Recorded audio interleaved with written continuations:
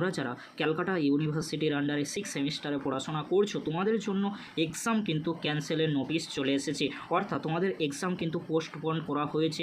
কোন তারিখের পরীক্ষাগুলি পোস্টপোন বা স্থগিত করা হলো তোমরা ভালো করে স্ক্রিনে দেখে নাও। 3 জুন 2025 তারিখে নোটিশটি দেওয়া হয়েছে। নোটিশের মধ্যে যে বিষয়টি রয়েছে তোমাদেরকে বলে রাখি, তোমরা যারা 6 সেমিস্টারে অনার্স বা জেনারেল কোর্সে বিকমে পড়াশোনা করছো তোমাদের জন্য কিন্তু এক্সামিনেশান শিডিউলটি চেঞ্জ করা হয়েছে।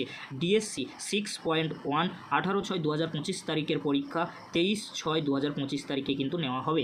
তার পরবর্তী যে পেপারটি রয়েছে ডিএসসি 6.2 23/6/2025 তারিখে যে পরীক্ষা হওয়ার কথা ছিল সেই পরীক্ষাটি হবে 25/6/2025 তারিখে, অর্থাৎ তোমাদের ডিএসসি 6.1 পরীক্ষা হবে 23 তারিখে, ডিএসসি 6.2 এই পেপারের পরীক্ষা তোমাদের হবে 25/6/2025 তারিখে। আশা করি তোমরা সকলেই দেখে নিয়েছো।